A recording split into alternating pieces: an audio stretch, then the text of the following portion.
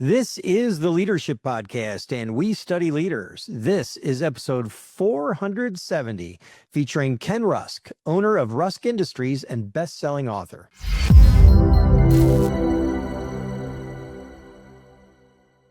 Thank you for joining us today. This is Jim Vasilopoulos, founder of Rafty Advisors, and this is the Leadership Podcast. Hey everybody, Jan Rutherford here, founder of Self-Reliant Leadership. Thanks for making us a part of your day as we study leaders. And golly, we've only got 30 episodes to get to episode 500. Holy moly. I wonder what that one will be all about, Jim. I don't know. We're going to have to think about that one. We're going to have to think of something special for 500. Yep. This episode, thinking about special, and this is ties in very closely to our guest today, Ken. This episode is brought to you by Darley. Darley's mission supports all our military and first responders with the equipment they need to ensure mission success, whether that's a water pump, a drone, or emergency medical supplies. You can learn more about this fantastic company and the people that support our nation's heroes at Darley.com. That's DARLEY.com. Darley, you serve others, we serve you. Thanks, Jim. And our guest today is Ken Rusk. He's an author, entrepreneur, and blue-collar advocate, showing there's no degree required for comfort, peace, and freedom. His book that we're going to talk about today is Blue Collar Cash. Love your work, secure your future, and find happiness for life. And Ken, we were talking before the show started recording, he spent younger years digging ditches, working in construction, never went to college. Instead, he made goals, planned, and worked hard for 30 years. Ken's now a successful entrepreneur and with multiple businesses and multiple revenue streams. Ken, welcome to the Leadership Podcast. Thanks, guys. Thanks for having me. I appreciate it. Yeah. So, you've got a great website. You've got a whole bunch of information out there about you. What's not in the public bio? What can't we find out about you on the internet? Probably that I'm a frustrated golfer. I wish I was, 3 or 4 shots better than I am, although I'm working on it all the time. I want to be race car driver. I wanted to be Richard Petty when I was a kid, and obviously that wasn't going to happen in Northwest Ohio with the seasons we have. So I'm doing it on my own we call it hillbilly NASCAR, where we rent a track and go out there and run around with our cars a little bit. So yeah, I have a lot of fun on the side, and those aren't things that most people know. Yeah. That's awesome. If you wrote a book, Blue Collar, you'd probably be into NASCAR versus F1. That's a pretty good assumption? That's a pretty good assumption. Although I did go to F1 in Las Vegas a couple of years ago, and that was unbelievable. But you are correct. NASCAR is the thing. Yeah, that's awesome. I have relatives down in Florida, and they go to Daytona all the time. So, well, let me ask you. So, I have some client. It's interesting. I mean, gosh, we could talk about this for hours and hours. The difference in the companies have a blue collar component and those that are, tech or completely white collar. But you champion these blue collar careers at a time when college degrees are often seen as the only path to success, though I think that's waning. How do you think leaders in any industry can help shift cultural mindsets about dignity, value, purpose, and work, no matter what? Well, first off, I think this automatic knee-jerk reaction that the blue-collar career is something to be stigmatized is that's got to end. And that's got to end from anyone from teachers to guidance counselors to colleges to even parents at some point. Because there's 167 million people living in the United States today, and 167 million people, I'm sorry, considered full employment in the United States today. And 77 million of those people, we did the research, still do something with their hands. So, almost half the people in the United States are in some form of working with their hands to create, fix, repair, build something. So we have to remember that is still, an area that we wholly rely on every single day. So the acknowledgement of that is one thing. I think bringing shop class back into high schools, which is happening now, which was a huge mistake to take those out. We had to fill those rooms with computers. I get it. But why was it one or the other? Why couldn't we have both, right? So the perfect storm that created this problem is starting to ease, as you just said. And we got to get people realizing that these jobs are not only important, but they're now financially unbelievable compared to how they used to be. Yeah, I want to ask you something and see what your thought is. I have a hypothesis. The Gallup organization just came out with abysmal results on engagement. We went from 33% of people being engaged in 2023, and in 2024, it slipped to 31% that actually are engaged, which means 2/3 of people are just showing up. But I think, and I haven't seen it broken down by white collar work or blue collar work, but I have a hypothesis that in the white collar world, where remote, hybrid, computer, that it's easy to hide. It's easy to fake that you're working sitting behind a computer. Whereas out in the field, construction, manufacturing, you got people to your left, people to your right. You don't want to be that guy that's lazy, not, putting more work on other people. Because out in the field, again, if you shirk your responsibility, someone is literally going to have to do work, which is moving things, lifting things, doing things. In the white collar world, it just doesn't show up as easy. Do you think that's true? That there would be a big difference in that engagement if we broke it down by blue collar oriented companies and white collar? I think you're right on, because there's two words that I use a lot: reactive and proactive. I think white collar workers in office environments tend to be a lot more reactive. In other words, they're moving along, reacting to all the stimulus that happens to them all day long, whether they're upwardly mobile or downwardly mobile or sideways or whatever. Whereas blue collar workers, they have to be proactive because, like you said, it's me or else. I mean, it's me doing it or that's it. And I think the difference is, and this is one of the biggest secrets, I would say the untold secrets that blue collar workers go through, and that is control. I mean, when you're out there working, you control your input, which therefore means you control your output and the quality of that output. You control your day, your time, your schedule, and most importantly, many times you can control your financial gain based on that. So that's not something that you often get on the 15th floor in some cubicle where you wonder what part of the world do you even matter to. You know what I mean? Right. So yeah, I think there's a lot to that. And at the end of the day, when you're in a blue collar job, you tend to get that stand back moment where, and I did this many times throughout my career, where I was done moving boulders and pine trees and dirt and making lily ponds and stuff for huge houses that we landscaped. And you stand back and lean on that shovel and you grab your pop or your beer or whatever you're doing, and you say, wow, I created that. Look at what we've done here. And I don't think you often get that in an office environment. So I think when it comes to engagement, that is at least 50% of the problem going on today, for sure. Yeah. I just love this. And I love that, we're in this phase where we're starting to appreciate, the value that, blue collar jobs, manual work, and the importance of kind of the trades are coming back into the dialogue. I started my career a long time ago in manufacturing, and back when it was like, you could make a career out of it. You could have a manufacturing job, it was a good union job. You could make a career out of it. And it was really fun. We did cool things, and you had that satisfaction of being able to see like, oh, we made this today. And then, slowly, like, I guess part of my journey um, we were moving stuff away from, big cities to go non-unionized. Then we started moving it to Mexico. Then we started moving it to China. And like, I really didn't enjoy that process. And that's kind of when I got out of manufacturing, went into computers. But now that we're bringing it back, and I work with a lot of manufacturers, and I think it's the toughest business to run. I think, manufacturing is the single toughest business to be in because of the complexities of everything that go into it. But their big struggle is getting workers. And like, their number one is like, we need people who show up.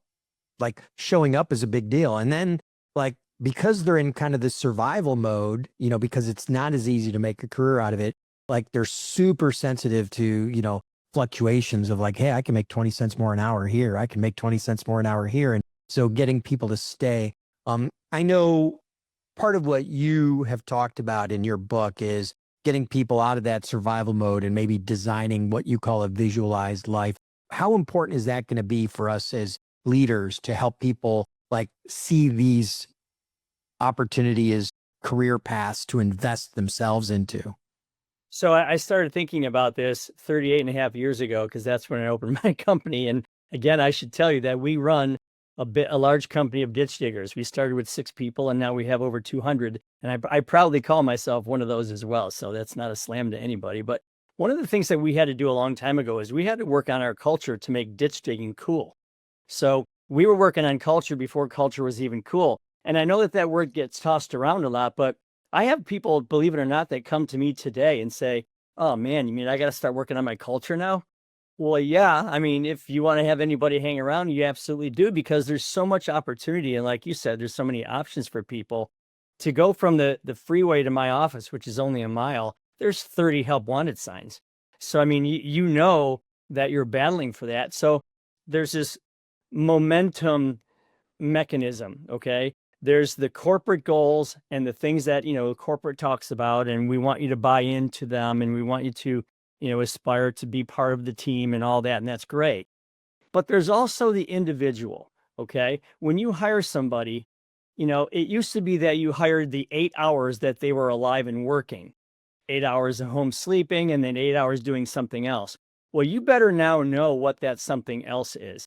Are they a craftsman? Are they someone who likes to water ski? Are they looking to build another house? Are they looking to upgrade their car?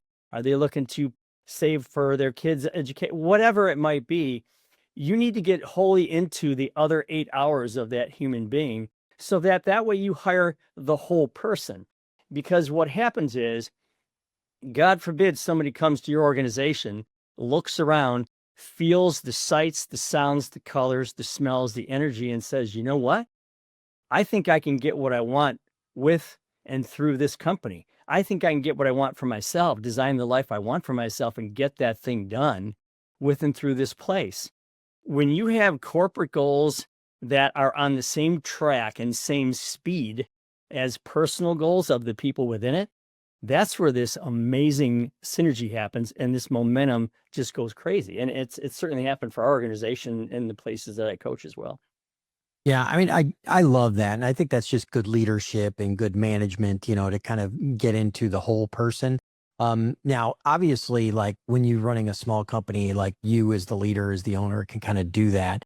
But as you scale and grow, and you've got a really big company now, how do you make sure that the people below you, the supervisors, the managers, are really carrying that cultural message forward? Is that a really intentional dialogue you have with them, or is it something that because they've experienced it with you, they know how to carry it forward? I mean, tell us a little bit about that.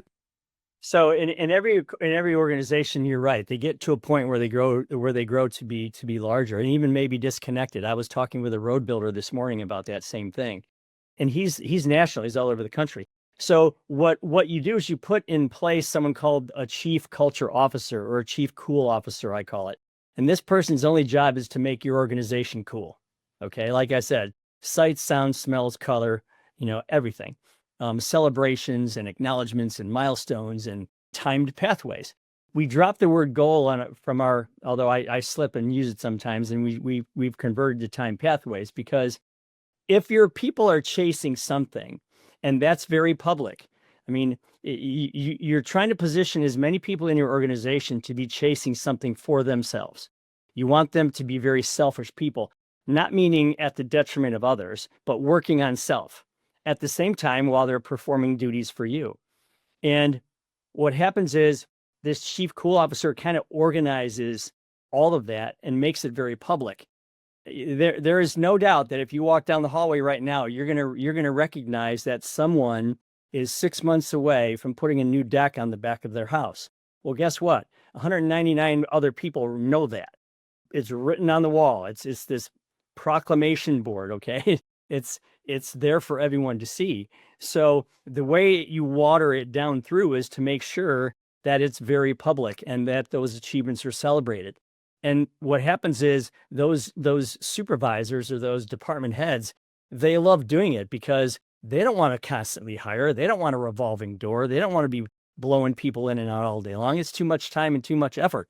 And if you can get someone to recognize that, you can slow that down and even almost stop it. If you just get people to understand, this place is cool. They're interested in my future. They're putting it up on the wall. That's how interested they are in it. And everyone else gets to high five me and see what I'm doing. It really is a powerful mechanism for that kind of thing. I was thinking, you're talking about, almost half the people in the workforce in the United States today is using their hands. And a lot of the people that are white collar workers are all trying to figure out, you know, how do I generate passive income? How do I basically generate income when I'm not doing anything? And on the blue collar side, I mean, again, you're trading time and skill for money. Sure. Has it evolved in a way that, people that are in the trades and craft are trying to figure out how they can also have passive income, that they don't have to always, be tied to a job site or whatever? There's this thing called a side gig. And side gigs used to be like very rare and you didn't see them very often. Now I'm getting people telling me after they've read the book or taken the course or whatever that, for example, you have a guy that's crafty that works and he's got a white collar job and he kind of likes it. So that's fine. The security's good. He feels good there. But he also likes building river edge tables. Okay. Latex river or those acrylic river edge tables. So now he's on the weekend, he's building these tables. And now with the advent of Instagram and TikTok, and he's building this little side business that he can have fun with. And he's shipping tables all over the country. And these tables are like $5, $10, $15, $20,000 a copy. I mean, we're not talking inexpensive things. So it's really never been easier because of things like cell phones and payroll, payroll on the fly and accounts payable on your app. And I mean, you can run a business with a cell phone and a pickup truck that you couldn't do before. So yeah, I mean, there's still real estate opportunities for people to buy houses and rent them. I have a lot of people here that buy houses and clean them up and rent them out. There is opportunities to do that kind of thing, but I can tell you that it seems like the most potent and easy one is that side gig where someone can realize a hobby and make it into kind of a business. Well, what about you? How's your success measures evolved over time? What you consider success, versus 38 years ago? How's that evolved for you? Oh, it's freedom of it's time. I mean, time is probably your most valuable asset that you're ever going to own.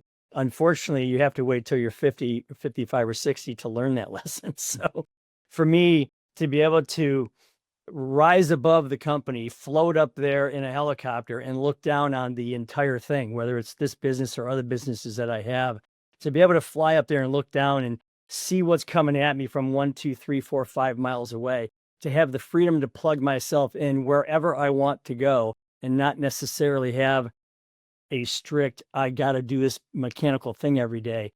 Time is by far your most precious thing. That's for sure. Yeah. Yeah, I would agree. Hey, real quick before I toss over to Jim, our sponsor is a family-owned business in America's Midwest. And when I think Midwest, I think, good old, core values. And that company's our sponsor, Darley.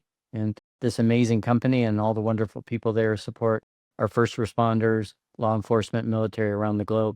And you can learn more about them at darley.com. That's DARLEY.com. Hey, Ken, you've been kind of self-taught entrepreneur most of your life here. What's a lesson you learned the hard way and, that you take forward and you try and make sure as you talk to other people that they learn that as well? You cannot discount or you can't fluff off the idea of entrepreneurial thinking or entrepreneurialism within your company.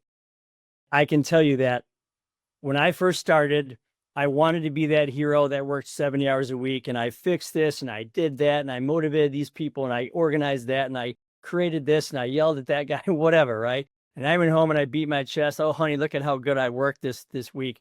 And that didn't last very long for me because I wasn't on my boat. I wasn't playing golf. It's like you get to a point where, you want to spend time with your kids and your family, and you realize, did I open this company for it to run me or for me to run it? We talked about that earlier.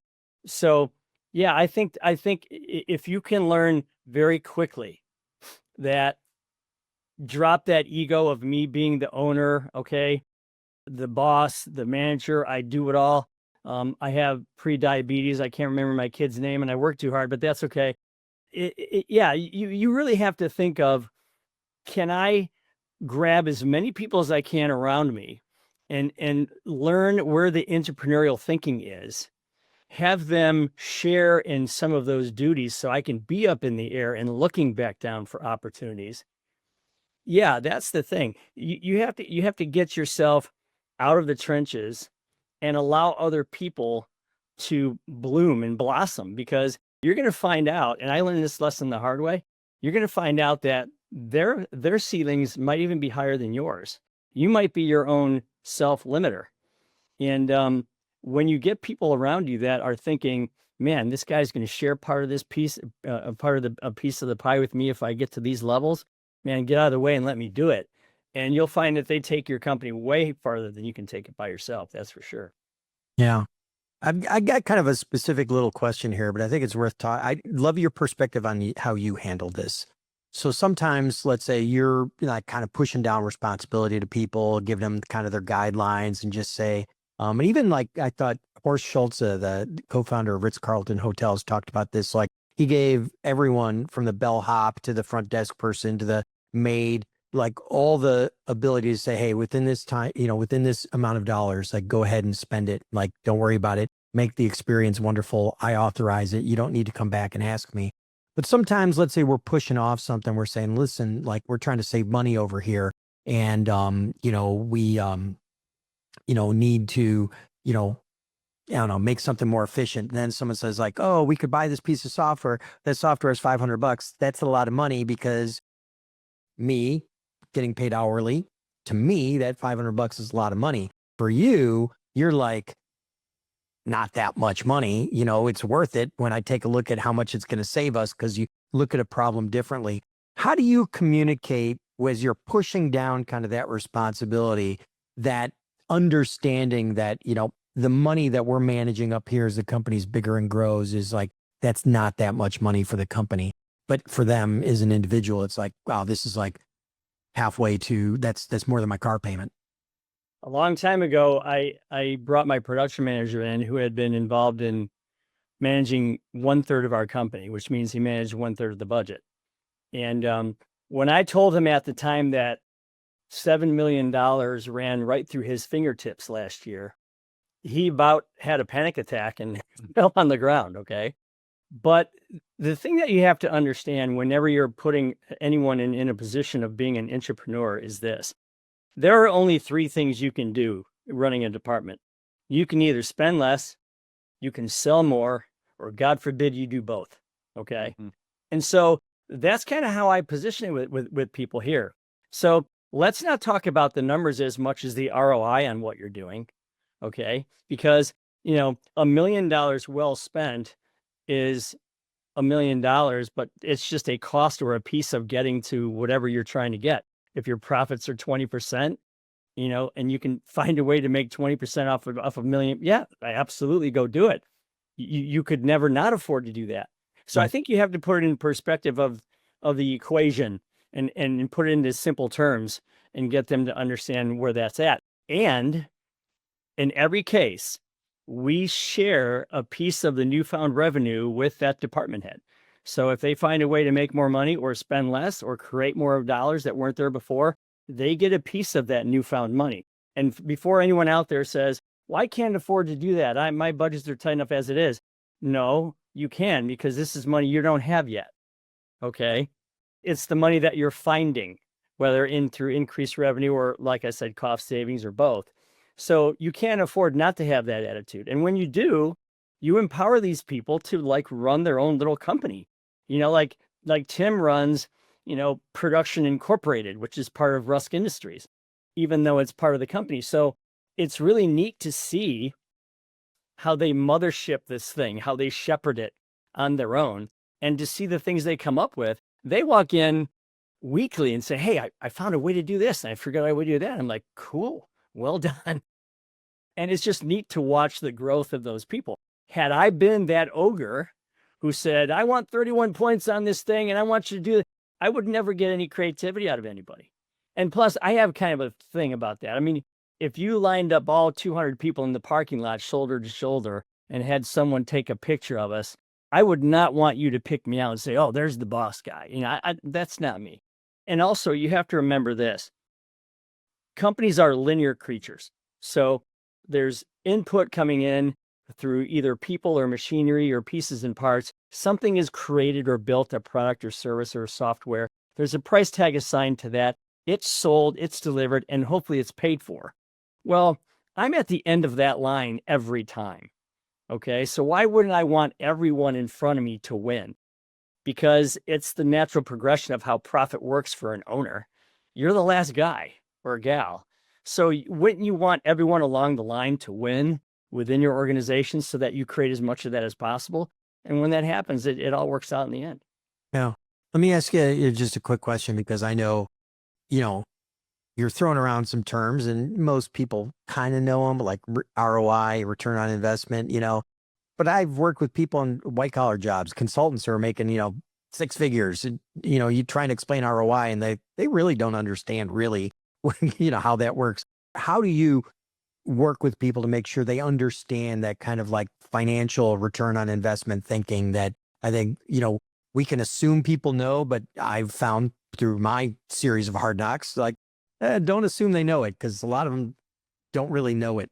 I can tell you that I've had people running multi-million-dollar departments who I've given whiteboards to with markers, and I put all their budgets across the top. And every time they spend something, they have to subtract it off that budget physically, just like you'd run a checkbook.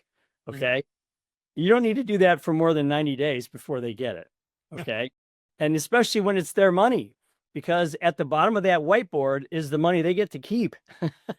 So they get that real quick. I'm probably a guy, again, no college, did decent in high school. I was good at math. No training, no letters after my name, but I kind of know what works when it comes to motivating people and getting them to see what they want for themselves. And I guess all I can tell you is if you walk these hallways, it would probably be, business 101 for dummies. Okay. It'd be like the simplicity of it all. I don't like that 20, 30,000 foot theoretical PhD to PhD kind of thinking. That just bores me to tears. I have to know, like, okay, A plus B equals C. Yeah, I got that. We can work with that. And I deliberately shun that type of, the types of books that take you into that theory world. I mean, we do some book clubbing with simple things like Who Moved My Cheese? Okay, those types of books. Yeah. And we try to keep it that way because real life, that's how things roll. Love it. Ken, you reminded me, we had a guest on when we first started named Paul Spiegelman, and he had a real simple company that was a call center, and they wrote a book. The people wrote a book, Why Are They All Smiling? And he said, thank God I never went to business school, because I would have screwed the company up. Anyway, the company he does is great, and it's a great episode. But, I'm wondering what advice you might have for young people. Some of the clients I work with, that I always call them blue collar, white collar. It's really interesting because you could go in and craft and, apprentice, journeyman, the whole 9 yards. And then if you were so motivated, you could go get a bachelor's degree at night and get a master's degree at night. And I've got clients where somebody started out in the craft and they're now a CEO running a company in their early 40s. So, a lot of people might not think, boy, you have a whole bunch of options. You've got to figure it all out. I mean, what would you say to young people these days about, gosh, I have to go to college, or if I go in the trades, I have to do this? Because as we all know, we're not the same people we were when we were 20 or 30 or even 40. Yeah. My advice is the same for all of them. And I use this here in my own organization. The question is why? Why are you going to college? What's the ultimate goal? Why are you going into trades? What's the ultimate goal? And if you keep asking that question, you're going to get to, well, because I want to move up in the world. Okay, can you describe, here's a pencil and here's some crayon, or here's a crayon, here's a whiteboard. Can you draw move up in the world? What does that mean? Yeah. Okay. Actually moving up in the world came from how many steps that you used to get into your house on the East Coast in the early days, and they taxed you by how many steps you had, called moving up in the world, right? That you were richer if you had more steps. And notwithstanding that, you have to define what it is. Like, okay, I need you to tell me what you want your life to look like.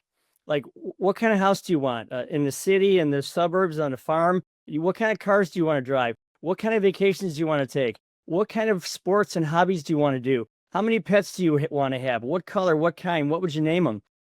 What do you want your charity or give back moment or your spirituality to look like?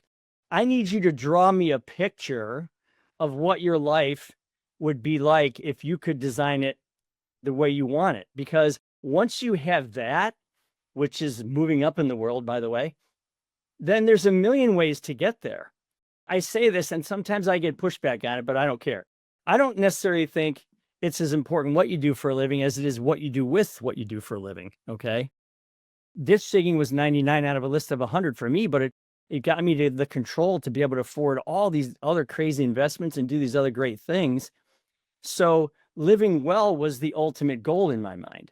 So if I was to give young people advice, I would say, let's not worry about white or blue first. Let's figure out what you want your life to look like and then figure out what it would take to get there, because then you have 100 different options to be able to afford that lifestyle.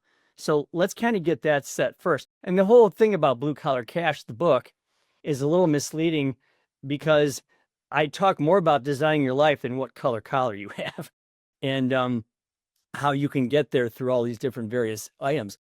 And there's another little secret. If you want to take advantage of economies, it's all about supply and demand, right? I mean, that's what it is. Let's just face it. You could go right now to any town in the United States. You could go to a Home Depot, a Lowe's, a Menards, whatever your big box store is. You can go to the commercial desk where they sell to contractors all day long, 24/7. And you can say, what's missing in this town? Who's retiring? Who's doing well but can't sell their business? Who's getting old and wants to get out? What services are missing that you really think should be happening here? They will tell you what business to open. They will tell you because they know. They're the ones that are selling to all these people. Mm. So it really wouldn't matter if it was a window supplier, a lumber supplier, a cement supplier. As long as you understand where the supply and demand is and how you take advantage of that, the biggest way to wealth is doing something that other people aren't, right? Especially when there's demand Sweet for it. spot. So, yeah. So, I mean, you really have a lot more clarity than you think when you're trying to figure out what to do. And I don't like when young people fret over that because there is answers to those questions. Yeah. Ken, I love your pragmatic approach. I think it's so refreshing because people are always trying to figure out like the perfect thing. And it's just like, they stall out waiting to find the perfect thing and they miss years of opportunity, in that process. I want to key in on something else though. It's like you learned a lot of hard lessons. You've got some great, probably experiences that are worth sharing because you tell a good story. Is there any memorable story you've got where you had like a firsthand like leadership revelation or, something that really taught you a lot about leadership that you could share with our listeners? There's actually two of them. So I once opened a landscape company out of my Monte Carlo, my 76 Monte Carlo. And I remember I had two jobs going at the same time. And I hired two of my buddies and I paid them $5 an hour at the time. And I charged $10 an hour. Okay. So I remember driving to another job that I was doing where I was making my hourly rate myself. And I thought, how unbelievably cool is this? There's two guys over there in that next neighborhood and they're making me each $5 an hour and I'm not even there. Okay. So, and they were happy to make the $5 an hour and I was the one taking all the risk, right? Because I had to replace the plants if they died and all that other stuff. It was kind of a, wow, if I could take that and pour fertilizer on it literally and create a couple of hundred people where they're all happy and everyone's happy and I'm happy and I build this organization and they're living their lives, but we're all creating wealth. That was a pretty cool lesson. You combine that with the fact that I worked for a guy since I was 15. I still know him. He's like my uncle. This guy lived a life that I would say probably rivaled Mick Jagger's. Okay? Wow. I was his fixer. So I had to help throw the parties and I had to buy his cars and I had to buy his boats and I had to do all these things at a very young age. I remember I wrote my first check for $134,000. I wrote it out when I was 18 years old. And it was really something to see what the ultimate life could be like. Now, some of it was not for me. Obviously, back in the 80s, some of it was definitely not for a lot of people, but it was really cool to see how a guy just thought that big. He just thought really big. And when he did a party, he did it like big. And I couldn't believe the things I had to organize. But I bet. but yeah, those kind of two things, I mean, they hit me within a couple of years of each other. And I thought, wow, there's something to this. Yeah. And just a little follow up on that, because you said something really interesting and it kind of slipped in there and a lot of people might have overlooked it. And this is something I know I've always struggled with people who don't understand business owners. They don't understand entrepreneurs, and they don't understand that you took on risk. Okay. I'm really glad you said that, because so many times we were like, oh, why does that guy who owns a business? He gets to make all the money and that's not fair. It's like, no, you're taking on risk. There is a risk reward calculation there. Tell us a little bit about like how important it is for people to understand the risk that goes into leading and running a company. I think you can flip that and use it to your advantage, meaning the entrepreneurs of the world are people who want all of the cool parts of running their own department without any of the risk. Okay. Mhm. And that's okay, because they're built to do a certain thing, but they don't want to go out and buy 42 dump trucks like I had to do. Okay. They don't want the workers' comp and the wage an hour, and they don't want all that stuff that we have to worry about, the insurance and health insurance, all that stuff. And I get that. But that's okay, because everybody plays a part in this life, and you organize those people around you and you build that team, and it's fine. Yeah, I mean, when a semi rolls over and a coil of steel misses my dump truck and the whole crew by like 30 feet, that's unnerving. There's no doubt that you have to live with that kind of stuff. And when I go to bed at night and I know all the doors are closed and I know all the people are in their beds and sleeping and all the trucks are put away, yeah, I breathe a sigh of relief. There's no question about that.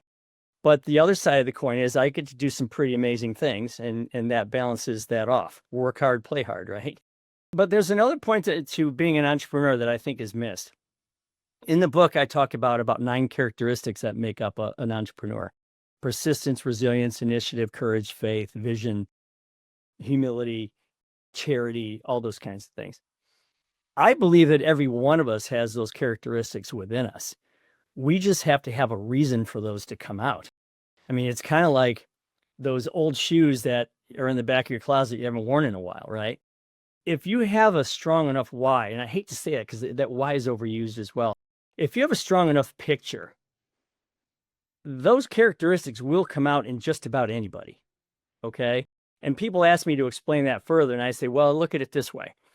If I poured a 1,000-piece puzzle on your desk right now, and I said, build this puzzle, and I took the box away with the picture on it, you would have no chance of building that puzzle, or you'd be taking a very long time to get it done. You might get the square done, but filling it in, I heard the other day that to build a 1,000-piece puzzle, you have to look at the box 100,000 times. Now, if that's true, why aren't you looking at the puzzle box that is your life 100,000 times and manifesting that into your world? Why wouldn't you do that? Okay. Because when you're done with the puzzle, what do? You look at it for a few days and you break it all up and put it back in the box and put it away, right? So why wouldn't you do that with your life? I think that's a lesson that everybody needs to learn, that you need to see where it is you're going and then pick one of the many awesome ways there are to get there.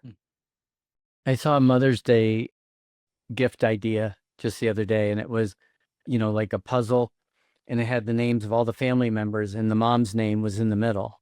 And it was like, to the person that, makes it all fit or something like that. But, puzzles are such great analogies and metaphors. Ken, this has been really great. Really great. We had, Jim, who was the other guest we had on? Meg Vanderland's sister.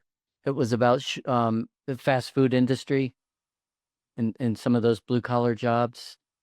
It was Taco Bell. Yeah. Oh, Yeah. forgive us, person that was in that. But, it's interesting. And I think it's coming up more and more these days. the craft, the trades, all those different things. And there's nobility in all of it. I mean, if we're serving others, there's nobility. So Ken, how would you like to close this out? What would you like to leave our listeners with today? They say that when you become successful, even if you worked hard for it, it's incumbent upon you to pass along what you've learned to the next person that wants to learn and maybe shorten their learning curve a little bit. You get to the top of the mountain, you want to reach back and grab somebody and pull them along with you.